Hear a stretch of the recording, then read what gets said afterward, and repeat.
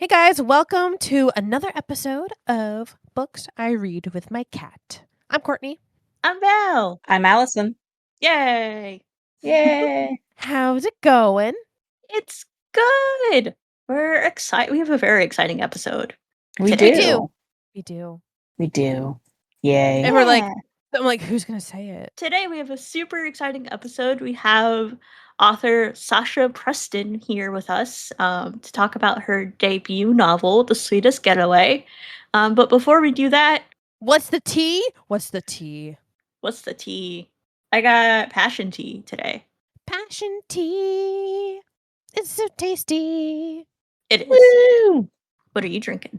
Well, so apparently we had a water main break. Oh no! Boil water. And I'm like, you know what? I'll just find something that was already in the fridge. And Yeah, that's fair. So I don't have anything at the moment. And it's more like the water is kind of back on, but part of me it's just like, no. Yeah. You're like, not maybe yet. not. Yeah, I don't blame you. And then you have to boil it for like 48 hours until Here's they the give crazy you the all clear. He never told us to do it. Both in the email Really? and the thing that was taped on the door. It just says don't use any outside water. But I'm like, I don't trust you because my toilet was gurgling and it was not from me. So I'm just like, So Maybe not. for now, forgo tea. Yeah, that's fair. And I agree that's with wild that. that they're like, don't use outside water because it's not like the water that comes out of your sink is different than the water comes out of the hose spigot. Correct. I know for a fact it's the same water. Yeah. Because I am a little versed on turning off water from, hurricane stuff. Yeah. It's all the same. It's one water lever thing. Yeah, I don't understand. So It's the main lever. I don't trust them. So, Oh, the lever! Croc? Yeah. Croc. Yes, that. So then, Allison, what are you drinking? I'm drinking tea. I did. Yay! Yeah. Yeah. I'm drinking my my go-to, which is my classic red rose black tea. So I love Nice. it with just sugar. I'm not doing anything crazy. And I'm actually really enjoying it. It's a delightful cup of tea. It's very hot right now. Well, it's gotten better. It was very hot earlier, but we're good now. I can actually drink it. That's an improvement. Nice. You're not gonna burn your leg again. Yeah. Yeah. The legs are safe. That's important. It is It important. is important. It's very important. You can't be burning your chickens. My chickens. Yeah, you got your chicken thighs, and then you got your cows, which are your calves. Yeah, this is all Val lingo, by the way, guys. Like, I've never heard he this. has Val-isms, and this is one of them. See, when my family says chicken, like for legs, that means you got little skinny chicken legs. Indeed, I am the opposite of chicken legs. Yeah, no, but you got your chicken thighs. That makes sense. I get that, but like, yeah, initially, my brain is like, I have never been described as someone with chicken legs. Fair. That's fair. You're right. Now It usually is someone who has skinny ass legs. Yeah. Like that. Well, that's talking about the entire your entire the leg. entire leg. It's a You're being more specific, which I get. Yeah. Yeah. So you got your chickens and your cows. My chickens and my cows. They're safe. It's no so more weird. teacup burn. It is not weird. It makes sense if you think about it for half a second. You just might need a little explanation, but you get there. No, okay. No, explain to me how cows is not descriptive. You got calves that are baby cows, and cows is easier to say than calves. No, that's like 5 steps. Yeah. No. But this is how it always works for Val's brain. Always. Yeah. We talk about the Jacquelines. What is a Jacqueline? It's morphed from a Joy-Con, a Nintendo Switch Joy-Con. A Jacqueline? It's a Jacqueline. Yeah, because you got your Joy-Cons, which turned into Jakins, and then that turned into Jaquelins, and then that's just Jacqueline. Okay. I don't see how that's any quicker than Joy-Con. It's But not. Okay. I'm not working for efficiency here. You're It's just just what working I for call it. Okay. Okay. I mean, I You know, I mean, I accept it. I understand. I do have to say that because Val calls like your calf muscle cows, uh-huh. and when they're sore, she says my cows are mooing, I and I think yeah. that's hilarious. That's My amazing. cows are mooing. They're ouched. They Ouch. hurt. You know, it's fine. I won't get into the things that I call the Animal Crossing tools because that's a whole nother Oh, it is. discussion. I that ooh, that went a lot to my brain. I can't think of any examples, but I know you do, and I'm just saying, like, going, like, "What the heck, Val?" Well, you got the spoon, which is Oh, obviously the shovel, That makes obviously. sense. and then you got the pogo stick, which is the Okay, well, Vulcan pole. that makes sense too. Yeah, and What's then the you got the net chippy called? chop. Oh, the slappy slap. Okay. Because you I don't when you miss, you slap it on the ground. Yeah. You know. You know what's terrifying? Uh The huh. first time you're introduced to a spider or a scorpion. You don't know what to yeah, do and you panic and they in just Animal chase you. Crossing, Yeah. Uh huh. That scared me so bad. you guys may not know, but it's like the same level of fear you get when you encounter the, Tears of the Kingdom, like, hand monster thing. Oh yeah. Yeah. It's literally the same level of fear. Like It is. but it's just a spider in Animal Crossing. But it's The first time I went to Tarantula Island in Animal Crossing, I was like, Oh "Get me out of no. here!" I wouldn't go near that. That sounds You horrifying. don't get to choose. Sometimes you just go to a Nook Miles Island, and it's just full of spiders. I wish you never could see made it my to that face right one. now. You've never seen Tarantula Island? No, I No. don't think I've ever made it there. And I've been to a Oh. lot. Yeah, it's random. So Mhm. You know the meme of the little girl who's blonde and she has that pink jacket and she just has this look of disgust? uh-huh. Yeah, that's me right now. That's you right now? Okay. Yeah. Yeah. Yeah. That I makes wouldn't sense. like that. I would cry, I think. I mean, you could just quit out the game. It'd be fine. That is true. Yeah, It's that's true. fine. Just I hop back wouldn't on let the it get that plane. far. And they're like, "Are you sure you wanna leave?" And it's like, "Yes, get me out of here now, please, Smash the thanks." buttons. Yeah, talk to Orville, mashing A. Get me Yes. out. Get me out. I mean, I know I'm excited for Animal Crossing 3.0 update coming out on January 15th. I don't think she'll ever stop being excited until she dies. Yeah. Until it comes out, and then I'll be excited, and then I'll play it, and then I'll probably get sucked back in. Yes, she will. We're Yeah. not going to talk about the number of hours I have in Animal Crossing. That's A lot. not games I play. This is not games I play with my cat, but we will talk about Animal We Crossing. will talk about it later. Yeah. When I rack up additional hours. Yes. We'll be like, "All right, this is the hours that Val started with." And then here we are a week later.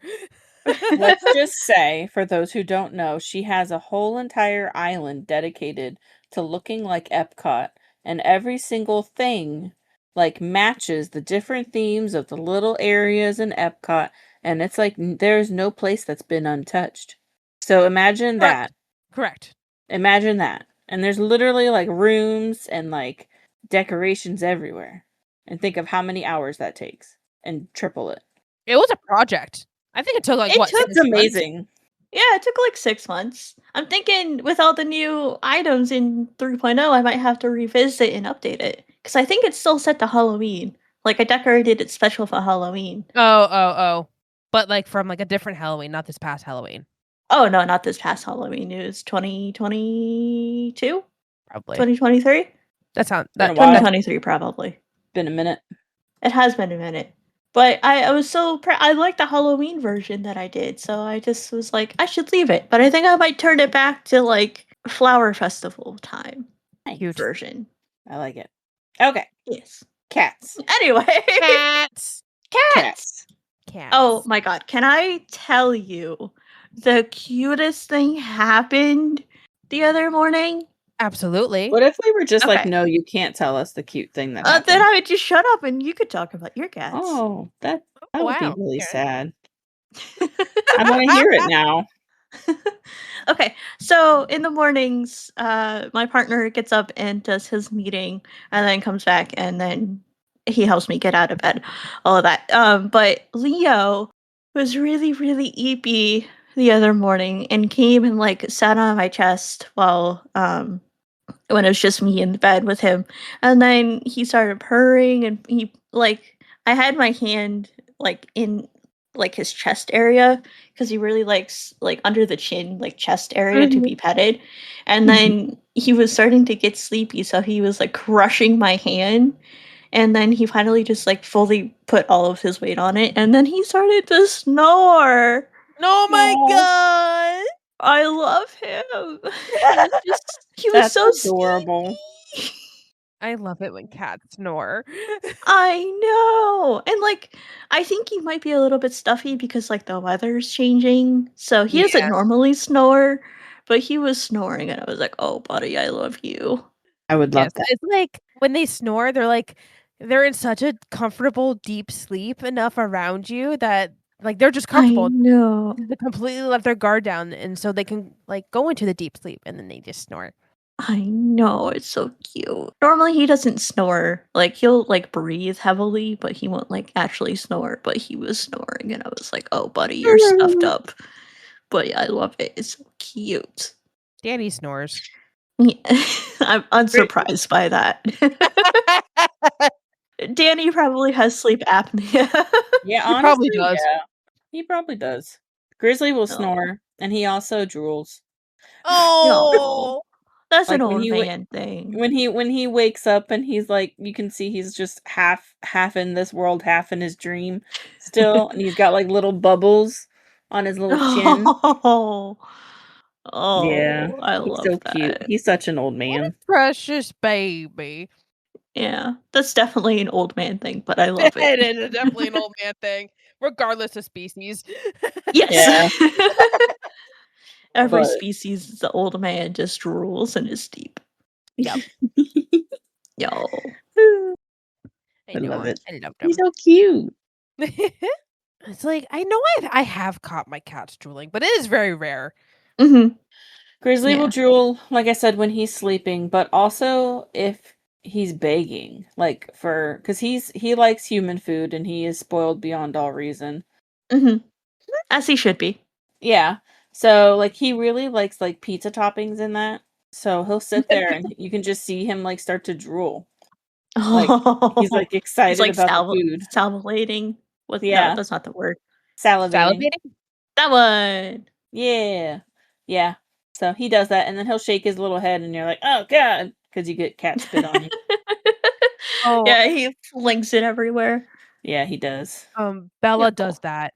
But it's because she gets a oh, sorry, excuse me, I hiccuped. A teary eye. Like one of her tear ducts is blocked, and it's been like this for like a couple years. There's nothing they can do about it. So her eye just tears up all the time. But like if it gets really like wet, like and she shakes her head, yeah, it goes everywhere. And I'm just like, lovely, thanks. So she's cute. she's Harry still does that too sometimes, but it's after he like grooms himself. He gets himself so wet that when he shakes off, it's just like spittle everywhere, and I'm like, Oh god. dude. Is he taking a literal bath? Like He like did that to Leo the other day. He got Leo like really, really wet when he was grooming him, and then Leo like shook off, and I was like, dude, what are like you calm down. doing? That's too funny. Danny drools when he plays. I think we've talked about this. Like where like if when he's like chewing on a toy, it's like sopping wet after. Mhm. Because he was just Yeah, like yum yum yum. I think we talked about this before. we have. Yeah, Terry does the same thing, especially if there's like feathers involved. Yes. It's The over. feathers. Yeah, it's just It's over. It's drenched in drool, and I'm like, "Oh god." Like, "I love you, but my god." Exactly. You know, they're so That's good. Frank when she needs the towels. She has a little drool Oh, spot. It's real cute. Mhm. It's real cute. Should I announce the results of the weighing of the beast? Yes. it is time. After the annual weighing of the beast, that is going to the vet, Sir Daniel weighs 24.9 pounds. He hath not surpassed 25 pounds, which means I'm very happy. That's How funny. does that compare to last year? I don't know if he was like 24 point, I think it was a 0.5 or 0.3. So he gained a little bit of weight, but he did not go past 25. Uh-huh. And is that your limit? Is that when you're like, okay, he's too fat? He's 25? Yes. Yes, it is. When he's the size of a literal toddler? Well, I mean, if the shoe fits, he is a literal toddler. He acts like one, honestly. That's true. He does act like a toddler. Oh my gosh. But yeah, no. So vet recommended that we double check and make sure we're feeding him properly, which I have been. So, but who knows? And to do food puzzles with him. So that way he actually has to like move around to try to get the food. We'll probably plan it so that we'll give him the puzzle when his food bowl is empty. Because then once he solves a puzzle, he can get his cup of food. Like it? Okay, you wouldn't put the whole like dinner in the food puzzle. No, it would just be a couple treats, and then once he's done with the treat, and I say treats, but pieces of kibble. Mhm. For him, that is a treat. So once he gets the little kibbles, all the kibbles out, he can have his cup of food. And he's really intelligent, so it shouldn't be a problem. That's true. He is pretty smart. Mm-hmm. He's a smarty pants. Do you have a food puzzle? I have one that the vet recommended. It got ordered Okay. today. Yeah, Nice. it's like the beginner one to like teach him how to like use it, like use these puzzles. Like he's never done it before, so Yeah. I got one, I think, from Target a couple years ago, and it's like little it looks like a sushi plate, but like all the little like sushis you can like move away, and there's like a little cup underneath. that's You know? adorable. Yeah. It was cute. Well, it's like the best thing about it is like watching him play, and you're just like, oh my god, you're so smart. You're so smart.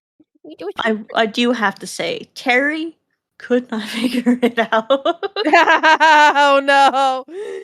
He's our special stupid boy, but I love him. Well, like this puzzle, it has like 5 different games. So like one of them, he just has to reach into like a tube and grab something. Like it's beginner level. So like it just Okay. teaches them like oh, maybe you have to do this, or Yeah. try to like dig it out from these like little things, or try to scoop it out of this bowl, like this little like globe thing. Trying to get him used to like those kind of mechanisms.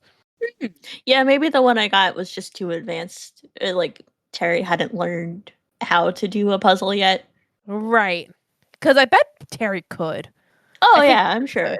It was just funny because Leo like instantly got it, and Terry was like sniffing around trying to figure it He's out. like, I don't get it. I smell the Yeah. food, but where is the food? Yeah, and he's extremely treat motivated. Yeah. Yeah. He's a Like good we can doggo. call him. He has very good recall, which most Mhm. cats don't. Right. But if you, Grizzly if used he's- to when he could hear.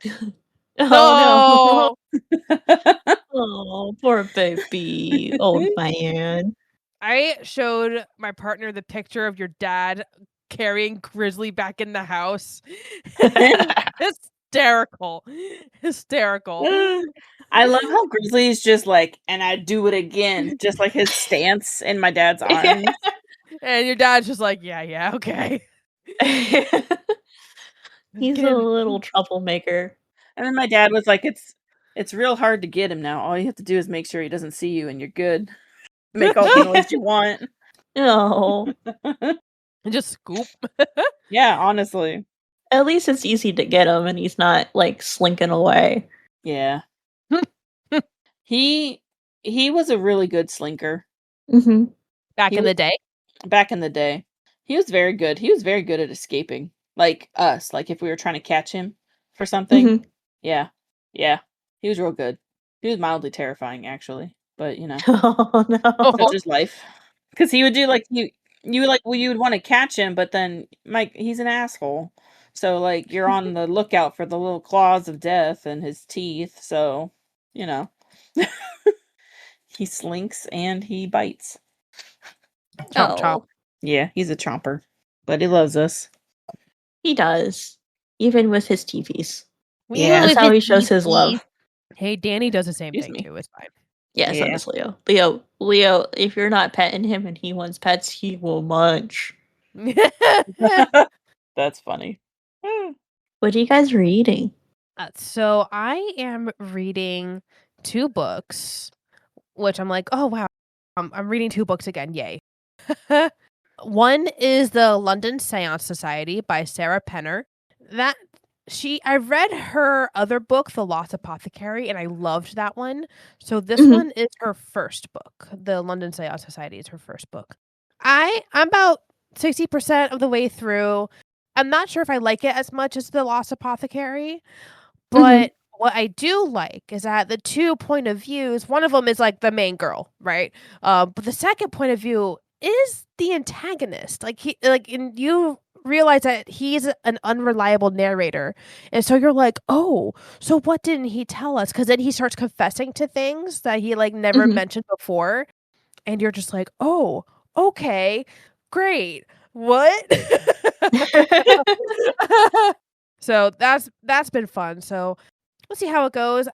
I had one of my friends that did not leave a good review for us, so I'm like, well, to each their Oh, own, but no.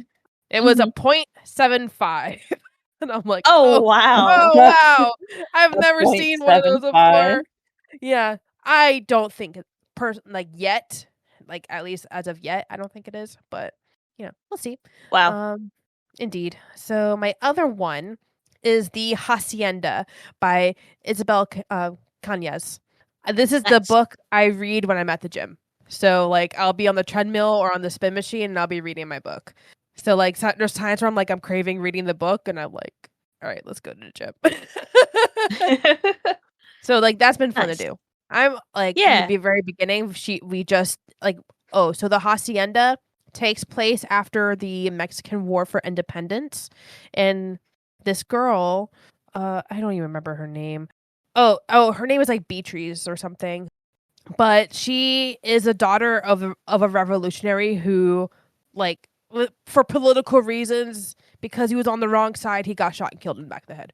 So now she married into a family because to this guy, I should say, so she can provide her mom with a better life instead of marrying for love.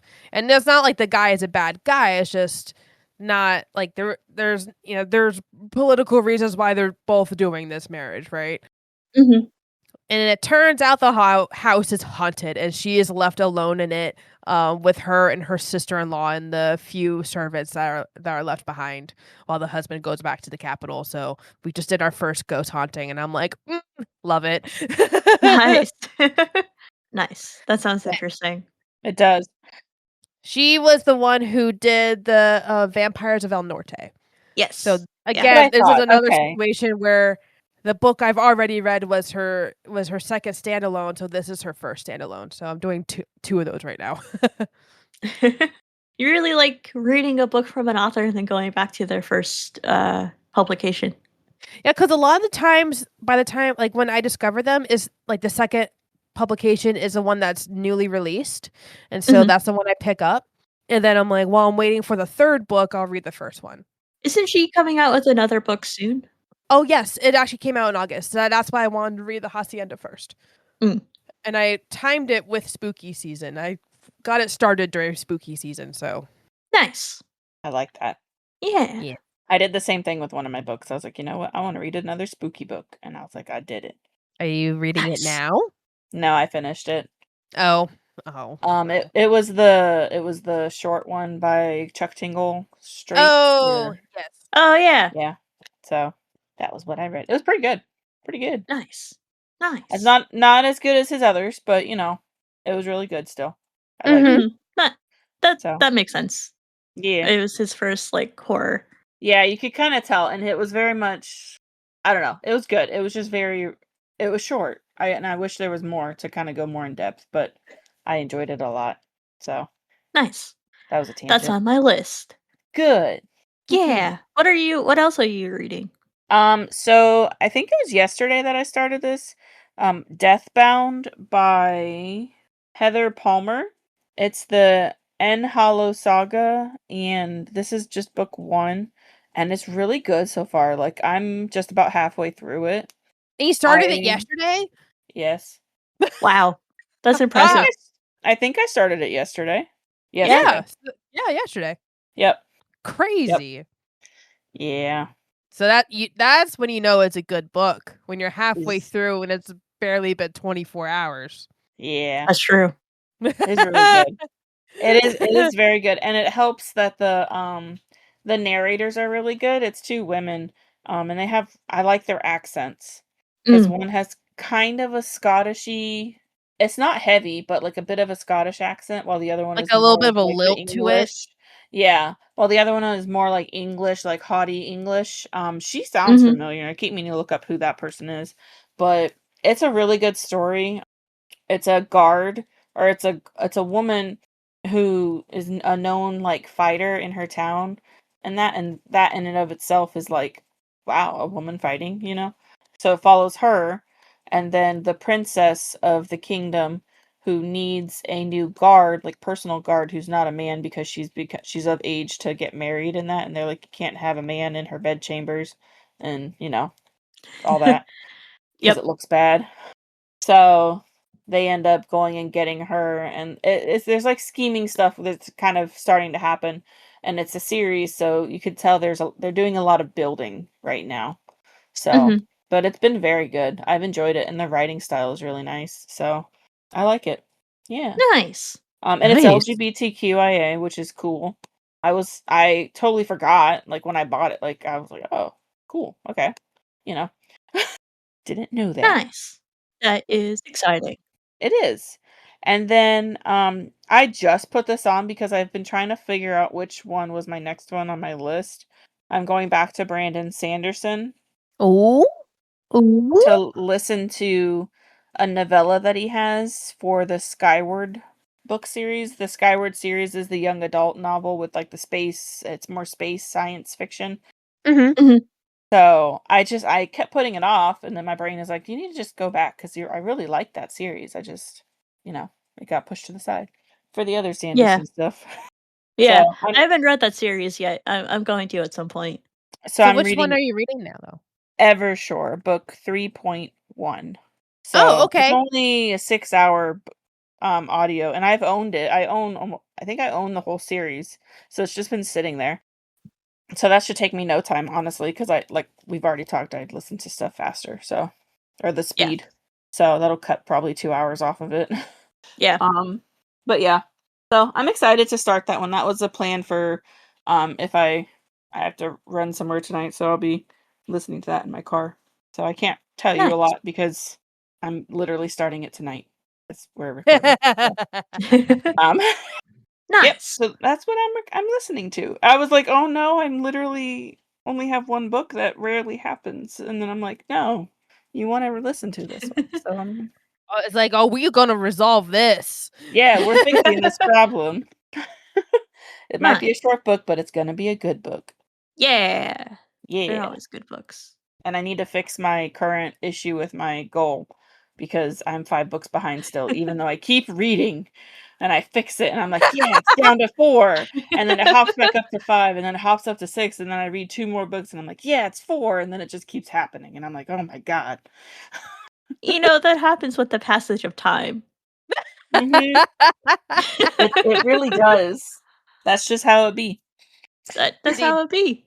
That's how it Indeed. be. Yeah. Indeed. So I have to read short books, obviously, to fix Again, that you problem. don't have to meet your goal. I We That's must a meet the goal. lie. That's a lie. Lies. If I were in your house, I would tell you to get out right now. Of your own house. Out of my own house. Yes, exactly. Rude. Exactly. How rude of you to tell me to quit my dreams. Yeah. I'm not saying quit You your are. dreams. I'm telling you to adjust your expectations of your dream. No, you don't No. let your dreams be dreams. You just do it. You make Okay, them come but- true. Don't quote Shia LaBeouf at me. Deal with it. Actual cannibal Shia LaBeouf. Anyway. Val. Anywho. Yeah. I'm reading 3 books. 3. Ooh. I rarely have 3 books, but I Yeah. do. The first one I have is A Magical Girl Retires by Park Oh, yeah. Seolyeon. I have literally 10 pages left. I was trying to finish it before we started, and I couldn't. No. So I was gonna read when I was at work today, and then I couldn't because it was a busy day, and then it just didn't happen before. Because I was reading it this morning, and I was so close. I was like, it's at a really good point. I was like, I just want to read it, and then life happened. So I have it's like 10 or 15 pages left. That's it. You could have done I believe in you. And then I'm still reading The Final Empire by Brandon Sanderson. That is Mistborn book number 1. And then I am reading Unseen: How I Lost My Vision But Found My Voice by Molly Burk. And this is a memoir by a disabled advocate, Molly Burk. She was born with a very, very rare ocular disease. I think I don't really know if it's disease or like condition, something like that. Where she was born, she had sight, and then as she's gotten older, it's gotten worse and worse. I think today she can mostly see like shadows in very, very high contrast.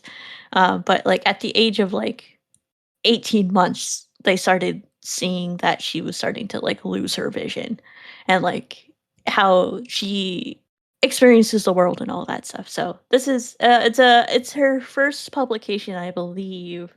She's written other books, but they didn't she like talked about in this book that she's written other books, but they never got like fully published. But it's good so far. She's about our age. I think she might be like a year or two younger than us. Mhm.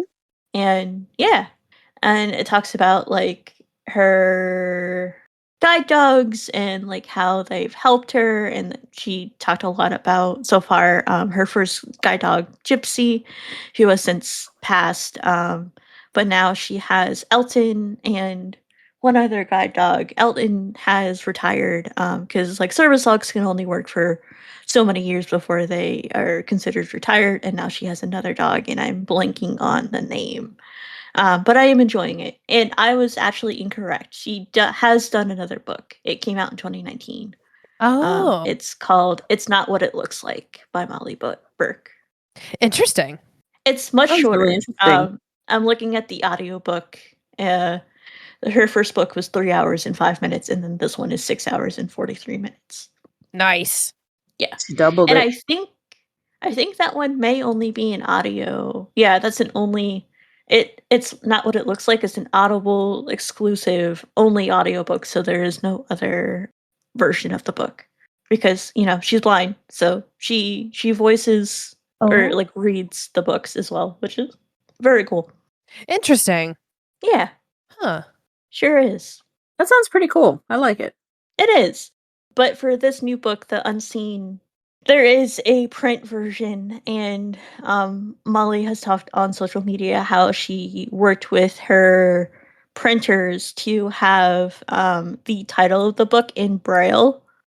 Nice. Like when they like I love that. like especially like on paperback or on like the jackets, and they do like the little imprint or whatever the embossing. Mm-hmm. When they do a little stamp. So yeah. So that's in Braille on her physical copies, which is super cool. Incredible. Yeah. I like it. Yeah. So those Indeed. are the books I'm reading. Nice. Nice. I'm excited Yeah. you have 2. Not 2. That's the wrong number. I'm excited you have 3. I know. Yeah. Like my brain just malfunctioned there. Did. Yeah. I rarely have 3, so my brain has been more in like a nonfiction thing lately, but I like also want to read the other books, so I've been trying to balance more books. Yeah. I get it. I like it. 'Cause I just finished another nonfiction last week, I think. Mm-hmm. Yeah. I've been trying to pick up. I was just thinking it's been a while, I think, since I read the allergic one. The nonfiction. Oh, book. speaking of the allergic thing, I didn't even realize it, but I follow the author of that allergic book on Threads. Like, and I Really? have been for months. Yeah. That's And you had funny. no I was idea? like, Like I had no that like idea. that was like, the same person? Yeah, because she like popped up on my timeline the other day. I was like, that name sounds really familiar. And then I went to like her bio and it was like author of Allergic. And I was like, Allie read that book. Yeah, I did. Speaking of nonfiction, Uh-huh. I informed my students of what coconut water is today because I do teach science and I am allowed to talk about that kind of thing. Well, because it started off with, well, is sap like tree sperm? And I'm like, no, here is what tree sperm is. It is coconut water. And they're like, and I'm like, yep, I read a book about seeds this summer, and that's how I learned.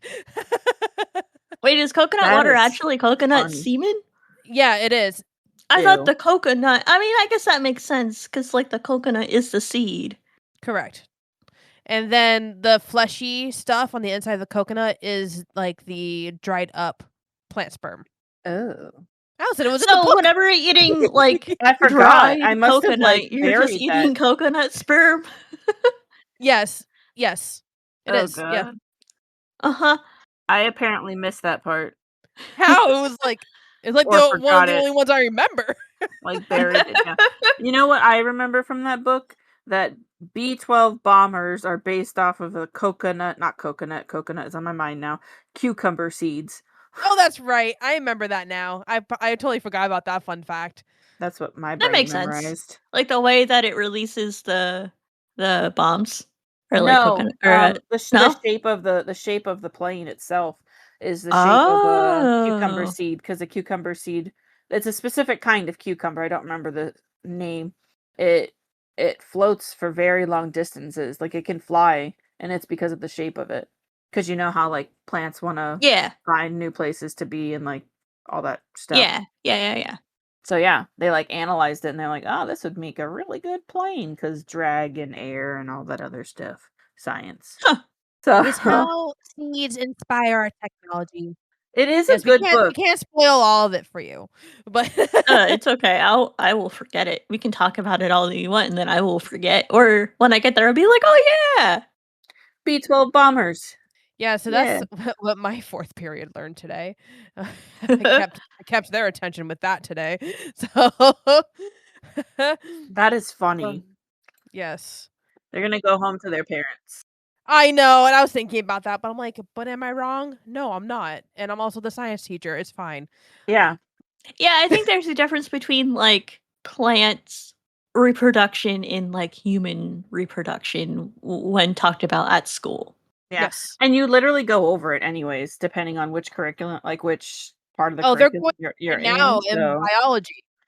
yeah. So So like how plants Yeah. reproduce, and I'm yeah. like, no, it's not sap, it's pollen. And then, but then if you really want to know, that's how that happened. Yeah. That makes Oh yeah. sense. I can follow that.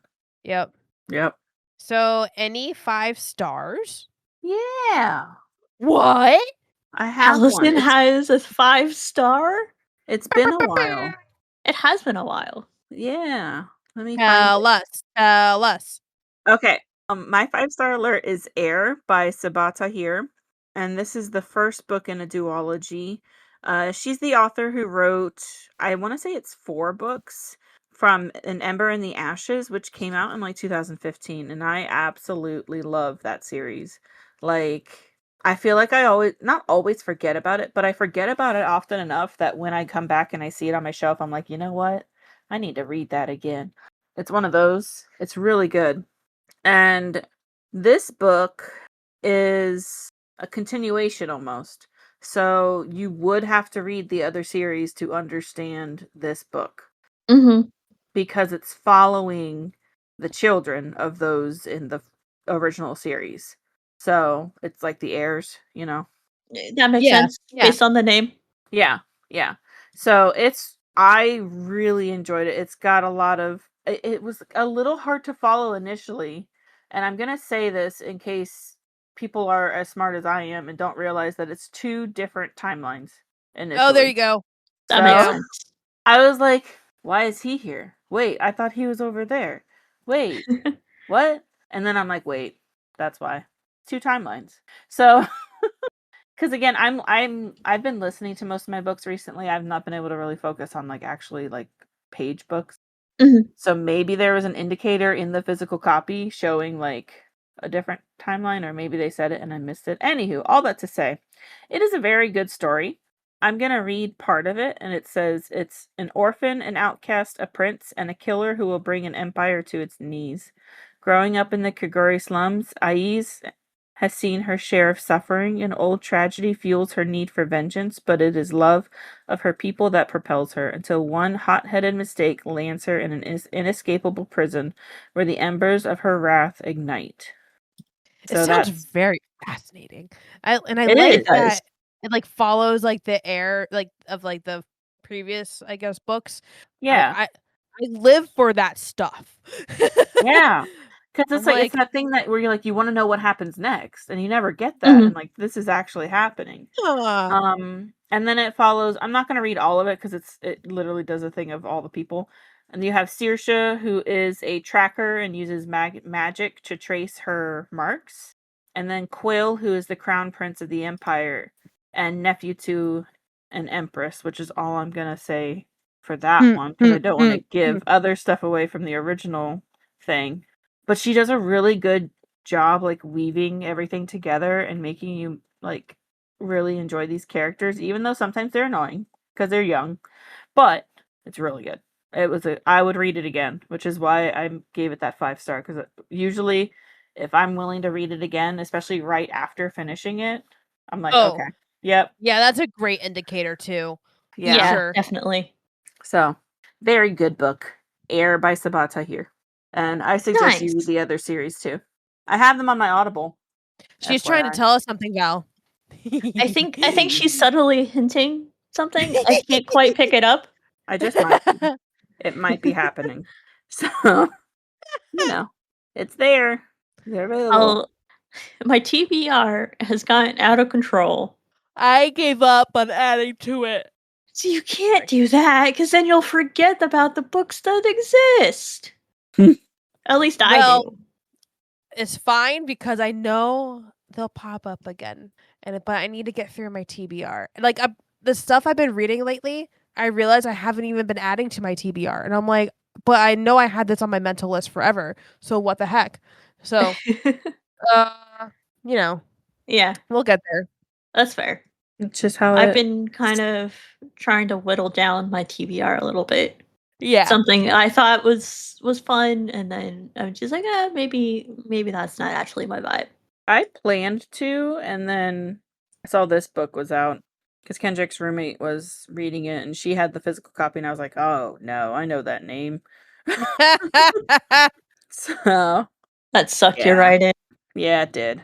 It really did. Damn. So, but it was worth it. You got Well done worth it. got. I did. I done got. Indeed. Indeed. Courtney, do you have any 5 stars? Because I I don't. I don't. I think this is a great spot to leave off. Yeah, so Yeah. we will be bringing in Sasha here in just a second, so we'll see you on the other side. Awesome. Well, we're here with Sasha Preston, the author of The Sweetest Getaway. And tell us a little about yourself, Sasha. Hi there. Well, thank you so much for having me. So, I am based in Southern California, and I write women's fiction crime capers designed to give women a sense of adventure, a sense of escape, and maybe inspire them to feel a little bit more bold in their everyday lives. So, that's what gets me excited and gets me going. I love that. Yeah, that's Yes. amazing. Thank you. Thank you so much. And remind us, is this your debut novel?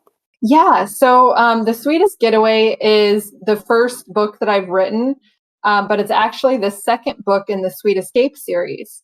So I wrote, so I wrote The Sweetest Getaway first, and then I wrote A Sweet Scheme, which is the standalone prequel to The Sweetest Getaway. So you can read them in any order. You don't have to read them first and second, but A Sweet Scheme is kind of the backstory of Martha, who is one of the main heist characters in The Sweetest Getaway. And it's kind of the story of how she first stood up for herself against a competitor that was trying to take down her business. And you kind of see that heist woman energy coming into play for Martha, and you kind of get to know her backstory. So it's it's super fun. It's a similar vibe, but you don't have to read them in any particular order if you don't want to. They are standalones. Okay. That's awesome. I love that. Yeah. Yeah. I love that so much. I've always enjoyed when authors have gone back and added more, like, because you just want to know more about the characters in the story. So that's really cool. Mhm. So true. It's like I just want more content sometimes, like especially with like a really good series. Oh yeah, exactly. And you can go in any direction. It's endless. Mm-hmm.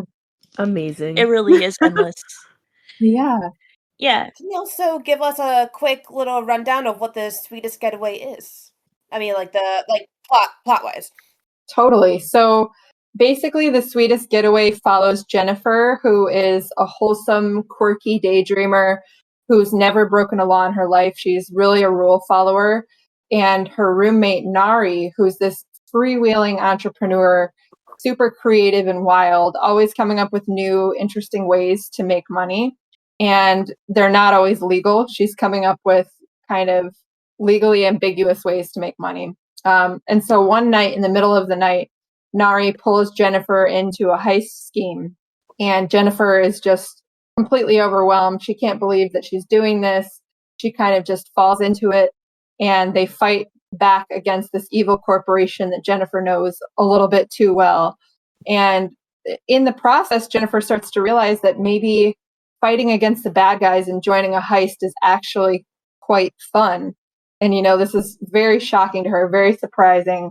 And they get rolled into this crazy, wild scheme. And it turns out that the cops are onto them. So they've got to figure out a way to pull off a second. They've got to pull off a second heist and somehow figure out how to evade the cops. So they've got to recruit some new, more experienced women to help them through this heist adventure. And it is a wild, fast-paced adventure with close girlfriends and chaos, designed to help you escape and just have a good, joyful time. I love that. Yeah. It's a fun book. It sounds so fun to read. Yeah. Definitely. And what was your inspiration behind this novel? Yeah, so I basically asked myself, starting from the position of wanting to give people a sense of joy and adventure and escapism, and I thought, what genre does that best for me? And the first thing I thought of was heist stories, and I just thought, these are so packed with adventure. I love the concept of amateurs doing something that where they're in way over their heads and they just shock themselves with what they're able to pull off. And I think it's really empowering also with this storyline in particular, with how these women are fighting back and taking back something on behalf of other women that aren't able to fight for themselves. And it's empowering. And I wanted to give people a sense of escape, but also that inspiration to be a little bit more bold and take more risks in their everyday life. So that's kind of where I started from. Nice. Yeah. I like that inspiration a lot. Mm-hmm. And then were any of the characters, specifically like Jennifer or Nari, inspired by anyone in your life? Or like how did you come to these dynamic personalities? I'm not sure that they were inspired by anyone in particular, but I think I took a lot of bits and pieces from a lot of different people in my life, including myself. I definitely got inspiration from myself for both of them. But I also really wanted to kind of show they're so different, and I feel like they both really have a positive influence on each other. And so I wanted to show a friendship. I think the most fulfilling friendships are the ones where you're so different, but you can really push each other to be better and you can really push each other to grow. So I wanted them to have that contrasting personalities, but I wanted to also show, of course, it's very clear that Nari pushes Jennifer in a bunch of great ways because Jennifer is kind of living in her head and dreaming of all these things, not actually doing them. And Nari is pushing her to go out there and live her dreams and fulfill her potential. And that's amazing. But I also think on the other side of things that Jennifer really does a great job of grounding Nari and kind of giving her that comedic relief and showing her the wholesome side of things. And I think that that is also really a positive influence that she has. So I think I wanted to show that there's so much that you can gain from a friendship, especially someone that is so different from you. Yeah. And then also for Nari especially, and I guess Jennifer too, because Jennifer aspires to be an entrepreneur.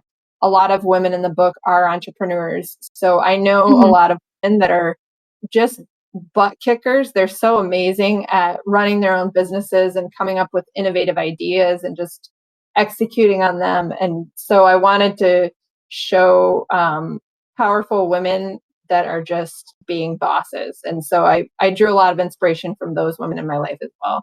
I love how powerful they are, and especially, 'cause like I have read a good portion of the book, and I love how fleshed out the characters are, especially Jennifer and Nari and their friendship. Also, like, my favorite thing about Jennifer so far is like you as a reader know when she's daydreaming, and so do the other characters. They're like, you got that face on again, girl. Like, like come back.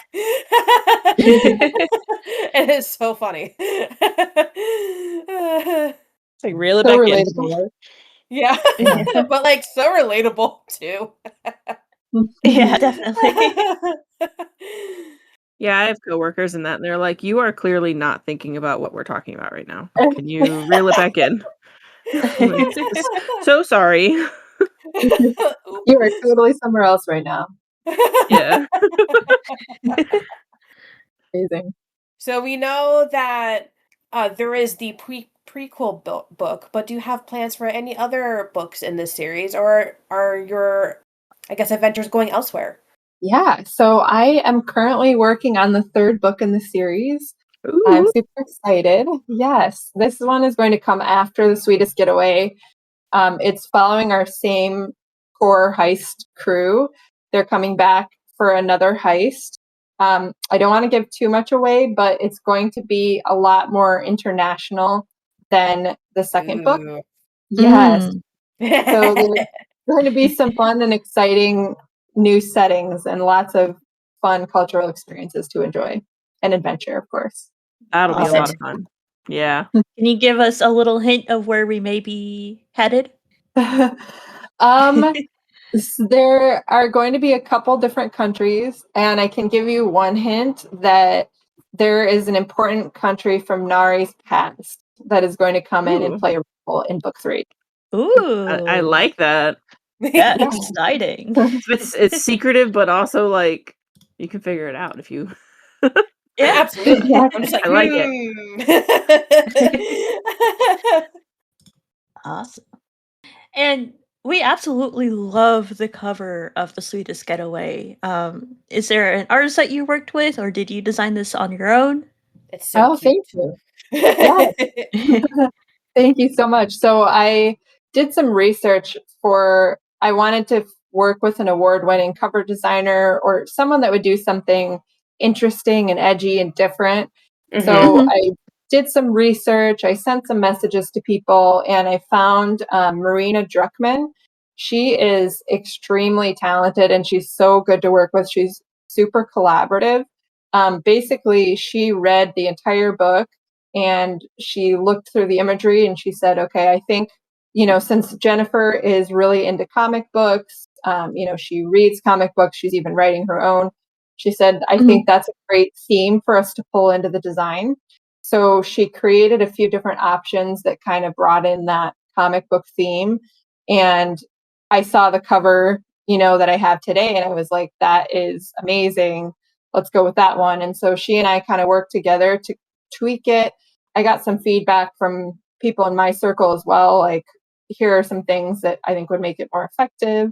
And so we worked on it together and kind of came up with the final product. And it was an awesome experience. So anyone who is looking for a cover designer, go check her out. She's awesome. Marina Druckmann. Oh, I love Awesome. that. Yeah.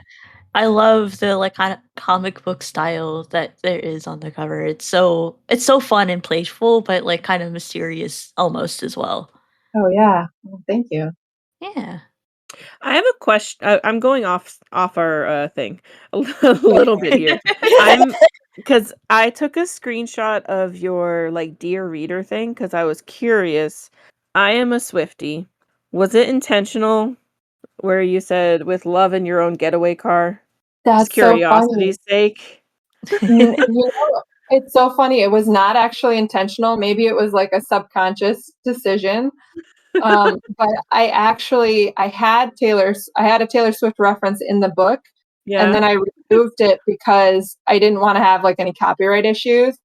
So Oh, true. there's a scene where Nari is listening to dance music in the kitchen after they do the heist, and Jennifer comes back in and the music is blasting and Nari's cooking pancakes. So the music in that scene was originally Taylor Swift, and then I changed it to pop dance music. So now you guys all know that was a reference that was in there, but it got removed. That's probably a safe choice. Yeah. Now we know. But I saw that and my brain was like automatically going to that direction. Amazing. I didn't even realize that. Thanks for pointing that out. Is a hidden Swiftie reference. Yes. Love it.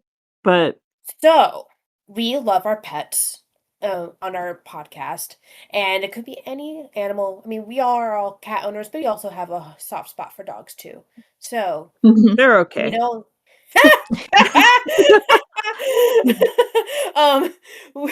So we know that you had childhood pets. Can you tell us about them?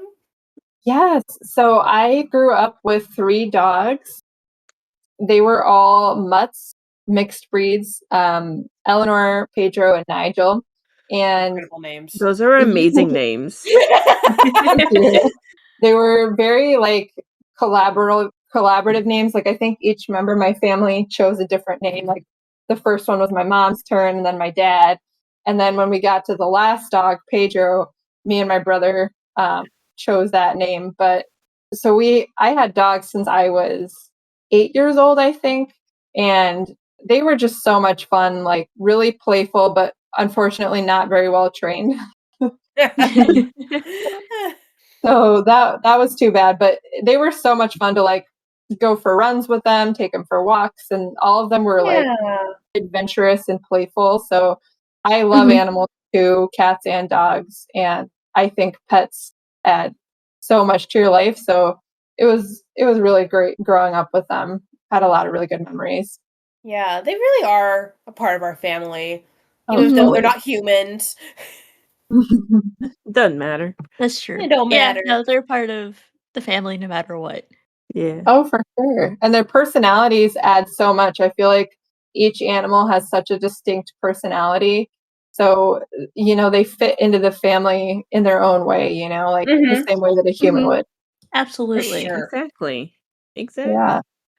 Just thinking about like childhood and that, like, and did you plan to become an author? Did you fall into it, or how did that come about?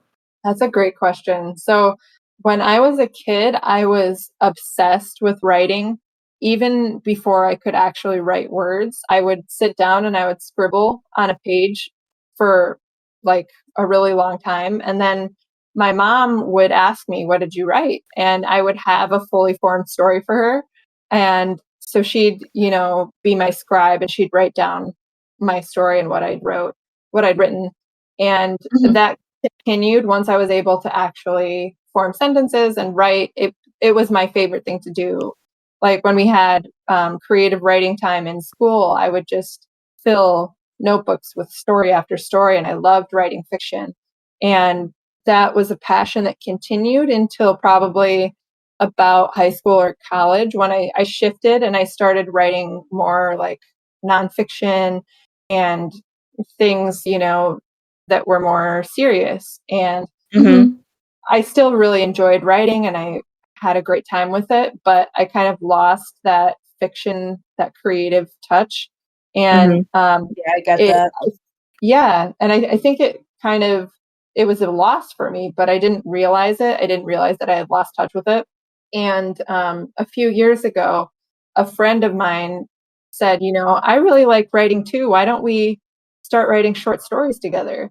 And I thought that was an amazing idea. So we basically each week we'd come up with a different theme for a short story. And there were no rules except you just have to write a story on the theme. It can be any length. And then in a week, every week we would send it to each other. And it was so much fun just seeing how different our stories were on the same topic and just getting our creativity going and getting the chance to work my creative muscle every week just kind of sparked something in me and reawakened that creative drive that I had as a kid. And so I continued doing the short stories with my mom. We did the same thing. And at the same time, a few of my friends sent me messages. I have a lot of friends who write, and I think that has influenced me as well. So a few friends sent me messages and they said, hey, there's this contest coming up. Do you want to enter it with me?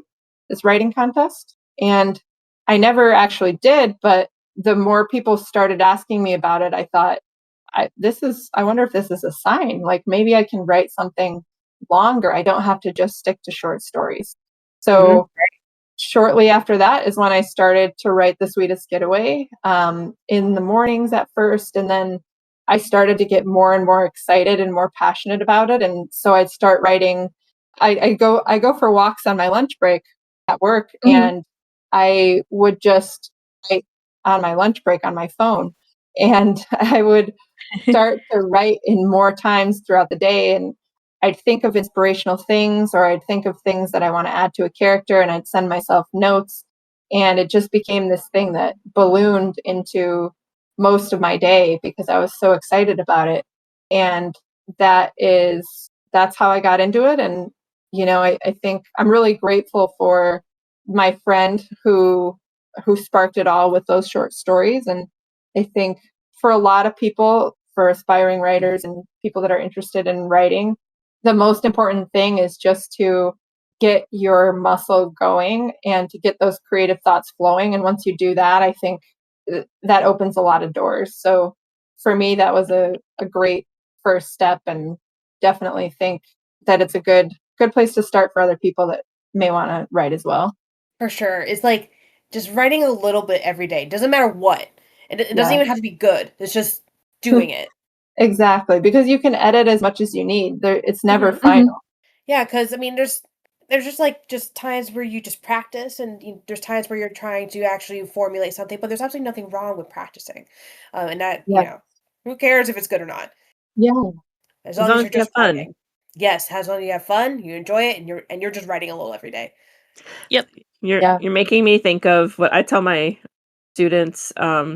As long as you have fun and you try your best, like that's all I want to see. Like, just do what you can. Like, that's really good advice. I love your advice though about like what you had to do to kind of get your inspiration back with the short stories and that, and not even intentionally, you just did it with your friend to have fun. Yeah. Because like it's making me think of Courtney, honestly, a little bit here. But like, me, Courtney? yes, you, Courtney. Oh, okay. So I don't know. It's just really cool because I'm connecting it with someone that I know that does the writing, and so it's just cool to hear. Yeah, because obviously you can just write on your own, but some people do, and I feel like it's beneficial to most writers is having that community to just bounce ideas off of or get inspiration from because you hear their work, just sharing things and whatnot. I totally agree. It also helps with staying inspired too, because their excitement keeps you excited too. Exactly. And I feel like writing is one of those things that can be really solitary because inherently, it's something that you pretty much do on your own, but there's so much that you can tap into in so many ways that you can make it more of a community. And I think that those are really beneficial to your creativity. And also, like you said, like your drive of feeling like I can do this, other people are doing this, and feeling inspired and boosted by what, your friends are doing as well. Right. And like I can tell I've read a portion of your book so far, and you could tell you had fun with it. Like you enjoyed what you were writing and like these personalities and how they play off of each other. So I feel like it really comes through in your book. So Thank you. That's awesome. yeah, I love that. Yeah. So, I got one last question on our list for you. Yeah. If you could go anywhere in the world for an all expense paid, uninterrupted writing retreat, and you could steal, it could be your niece and nephew's dog, it could be your childhood dog, and you could steal them for a week, where would you go? Oh, that's such a great question. So initially, I would want to say somewhere really naturey to be able to take the dog outside and go on adventures with them. But I'm really more of a city person. So if it's for a full week, I think I want to go to a city. But I want to go somewhere closer because the dog, to like support them, they don't have to go on a really long plane ride. Yeah. I've been really wanting to go to this city called Morelia in Mexico for a long time. It's basically like a really beautiful colonial city with pink stone buildings and narrow cobblestone streets. It was picturesque. Oh. Yeah. Pink. So yeah, so I feel like that would be a great place to, write, take the dog out on adventures, explore the city, and just have that amazing balance of writing and exploration and inspiration and just having a good time with the dog too. So I feel like that's where I would go. I love that choice. Yeah, Thank you. definitely. That sounds Yeah. like a very interesting city as well. It's I know, very I'm gonna have to unique. look that up now. Yeah, Courtney's obsessed with it? pink. I am. Oh, that's Also, I'm perfect. assuming this is on the Pacific side of Mexico? I think it's more inland actually. Oh, okay. Yeah, but the weather is a lot more mild, which I like. It's like low mid 70s. I just Mhm. looked it up. Okay, yeah, it's very central. I think it's like a couple of hours from Mexico City. Oh, okay. Okay. Oh, that's so Yeah. pretty. Yeah. I looked it We're up. all looking it up now. I love this choice. Yeah. He might be Amazing. joining you on your writing retreat as well. They are pink, guys. They are pink. I know, I see. Oh I my believed her. It's like not just a single shade; it's all sorts of shades of pink. I love it. It's so gorgeous, right? Right? Beautiful. Yeah. I I feel like guess you it have just to take a trip there at some point. Yeah. Oh, totally. It's gonna happen. Love that. Oh, okay. I'm gonna stop Googling. That could become a whole Yeah, that's a thing. rabbit hole we can all fall down. Right. Yep. But I love that choice. That I feel like that could inspire so much, just like going there and seeing all the architecture and all the everything about it from what I saw on there on Google. Mhm. And I feel like you could come up with some pretty cool heist stories there. Like, Yeah. Oh. Oh, especially with all like the history that's there. yeah. Like, Oh, I like it. Yeah. that's awesome. Yeah. So, Awesome. Well, thank you again, Sasha, for joining us on our podcast. Where can people find you? Yeah, so thank you so much for having me. So, if you want to check out The Sweetest Getaway, it is available on paperback, hardcover, and ebook on Amazon. And then A Sweet Scheme is also available in ebook form on Amazon. And I'm currently working on the paperback, so that should be ready within a week or two. Keep your eyes peeled. ooh. And then, So yeah, and if exciting. you're I know, I'm very excited. And if you're interested in reading the first chapter of The Sweetest Getaway for free, go check out on my website, go to sashapreston.com/newsletter. And if you sign up for the newsletter, you will get the first chapter for free. Awesome. And we'll have Yes. that link down below in our description as well if you want to check it out. Perfect. Yeah.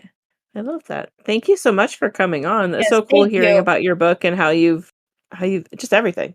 It was Everything very was really fun. cool to hear. Like, it was fun. Yeah. Oh, thank you. I had such a blast. I think all three of you are so much fun, and it was so much fun to hang out with you. I had a great time. Awesome. Well, Thanks. thank you so much. All right. All Thank right. you. Take care. Happy reading. Happy Happy reading, guys. reading. Happy reading. Thanks for listening to this episode of Books I Read with My Cat. You can find us on social media at BookCatPod, and if you have any ideas or feedback, feel free to give us an email at bookcatpod@gmail.com. Happy reading!